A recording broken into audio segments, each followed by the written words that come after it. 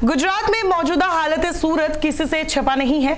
यहाँ इसी साल चुनाव होने वाले हैं, लेकिन कांग्रेस में घमासान थमने का नाम नहीं ले रहा है। आंदोलन से निकले हार्दिक पटेल भले ही कांग्रेस में हो, लेकिन बीते कई दिनों से वो संकेत दे रहे हैं कि वो कांग्रेस में नहीं रहना चाहते। कभी वो अपने सोशल मीडिया अकाउंट पर देशभक्त ऐड करते हैं, तो कभी बीजेपी की तारीफ करते हैं। अब उन्होंने जो संकेत दिया है उससे साफ हो गया है कि वो पार्टी में सहज महसूस नहीं करते हैं, और इसीलिए ये संकेत अब कांग्रेस आलाकमान के लिए अल्टीमेटम के तौर पर देखा जा रहा है। गुजरात कांग्रेस के कार्यकारी अध्यक्ष हार्दिक पटेल ने सोमवार को पार्टी छोड़ने के पहले संकेत दिए हैं। उन्होंने ट्विटर से कांग्रेस का चुनाव चिन्ह, हाथ का सिंबल और अपने पद का ब्यौरा भी हटा लिया है। गुजरात चुनाव से पहले हार्दिक का कांग्रेस को लेकर होने वाला कोई भी फैसला पार्टी पर बड़ा प्रभाव डाल सकता है। हार्दिक पटेल पहले ही कह चुके हैं कि उनको गुजरात कांग्रेस के लोकल लीडर से शिकायत है। अब उनका ताजा कदम हाईकमान को अल्टीमेटम के तौर पर देखा जा रहा है। उन्होंने कुछ दिन पहले कहा था कि वो फिलहाल तो कांग्रेस पार्टी में ही है, लेकिन चीजें और ना बिगड़े इसके लिए हाईकमान को कुछ करना होगा, जिससे मैं कांग्रेस में अपने कार्यकाल को आगे बढ़ा सकूं।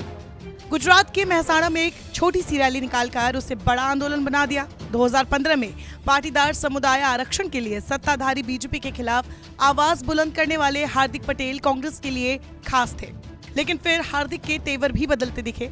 ऐसे कई मौके आए जब हार्दिक ने खुलकर कांग्रेस से अपनी नाराजगी जग जाहिर की, साथ ही बीजेपी की तारीफ भी की। कई मौकों पर उन्हें बीजेपी के करीब भी जाते देखा गया। दिल्ली में बीजेपी के एक बड़े नेता से उनकी मुलाकात की चर्चा भी खूब हुई। तो वहीं खुद को राम भक्त कहकर भी हार्दिक ने सियासत के गलियारों में अटकलों को हवा दे दी। हार्दिक ने खुद को राम भक्त कहते हुए कहा था कि हिंदू होने पर उन्हें गर्व है। विधानसभा चुनाव से पहले पाटीदार नेता नरेश पटेल को पार्टी में शामिल करने के कांग्रेस के प्रयासों से हार्दिक नाराज थे, और उनका मानना है कि अगर नरेश पार्टी में शामिल होते हैं तो पाटीदार समुदाय के नेता के रूप में उनका प्रभाव खत्म हो जाएगा। हार्दिक पटेल ने कांग्रेस के बारे में एक बार ये तक कह दिया था कि कांग्रेस में उनकी हालत ऐसी हो गई है जैसे नए दूल्हे की नसबंदी करा दी गई हो। बता दें, हार्दिक यहाँ पर ये कहना चाह रहे थे कि उनके पास पार्टी में फैसला लेने का कोई पावर नहीं बचा है।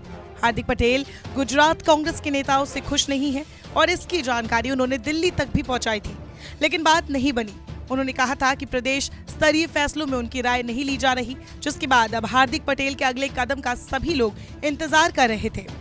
गौरतलब है कि बीते महीने सुप्रीम कोर्ट ने 2015 में पाटीदार आरक्षण आंदोलन के दौरान हिंसा के मामले में हार्दिक पटेल की सजा पर भी रोक लगा दी थी।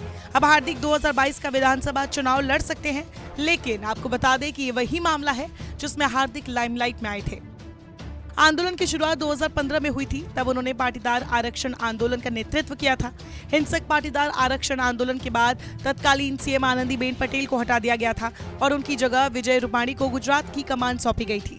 लेकिन इस हिंसक आंदोलन में कई मासूमों की जान गई थी। इसी के बाद कांग्रेस को मिला था बीजेपी पर हमला बोलने का मौका, जिसका असर राज्य की राजनीति और विधानसभा चुनाव के दौरान देखने को भी मिली। इस आंदोलन के बाद राज्य में कांग्रेस को नई उम्मीद दिखने लगी, और यही कारण है कि 2017 विधानसभा चुनाव में पार्टी का प्रदर्शन उम्मीदों से बेहतर रहा। हालांकि वो चुनाव हार गई। गुजरात में पटेलों की संख्या निर्णायक भूमिका में है। राज्य की 39 सीटों पर पाटीदार वोटरों का दबदबा है। राज्य में अभी तक 4 पाटीदार मुख्यमंत्री भी रह चुके हैं। ऐसे में जानकार मानते हैं कि हार्दिक पटेल का प्रभाव आज भी राज्य की राजनीति में बरकरार है। ऐसे में अगर हार्दिक चुनाव से पहले कांग्रेस का साथ छोड़ते हैं तो राज्य में कांग्रेस को बड़ा झटका लगेगा। नाराजगी की खबरों के बीच हार्दिक पटेल का बायो से कांग्रेस का नाम हटाना इसी बात का संकेत है। नमस्कार, मैं हूं मानक गुप्ता। अगर आपको हमारा ये वीडियो पसंद आया हो तो इसे लाइक और शेयर जरूर करें, और हाँ, हमें सब्सक्राइब और फॉलो करना ना भूलें, ताकि आप देश और दुनिया की कोई खबर मिस ना करें। तो जुड़े रहिए हमारे साथ और देखते रहिए न्यूज़ 24।